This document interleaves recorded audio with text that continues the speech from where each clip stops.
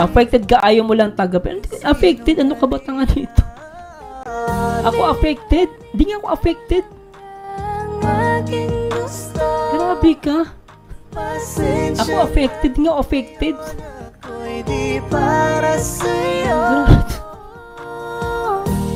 Aminin mo 69, alam mo 69. Naniniwala ko affected ka. Siguro ikaw yung kinukwento ko.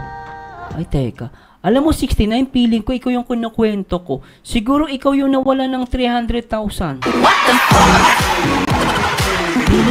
Feeling ko ikaw yung nawala ng 300,000.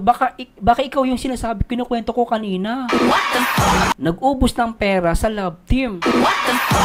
Tapos anong nangyari? Hindi pala nagkatuloy, scripted. Oh, ikaw affected ka. Wala. Ako, wala akong problema. Baka wala ka. Baka naman umutang ka ng maraming pera tapos nagbigay-bigay ka dun sa paborito mong love team tapos hindi nagkatuluyan, yari ka. Ako hindi ako affected talaga, maniwala ako. Hindi ako affected. Kasi alam niyo, totoo lang ha, hindi sa pagayabang. Totoo lang, kung di mo magkatuluyan yung mga love team na yun, wala pa rin naman problema, masaya pa rin ako eh. Baliw pa rin ako eh. Biri mo ako pag sasabihin mo affected, baliw nga ako. Baliw. Tapos pagiging affected ako. Oo, baliw ako pero hindi ako panangati ko, tanga. Huwag mo ko ituloy sa sarili mo, tanga. Ang bobo-bobo mo, tanga. Anak ka ng pating, tanga. Sabi mo, affected ako. Ang tanga-tanga mo, lintik ka.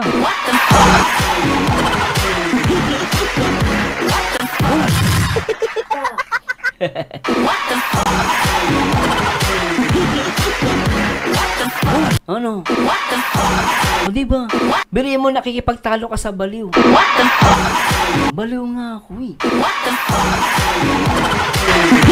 Sa affected.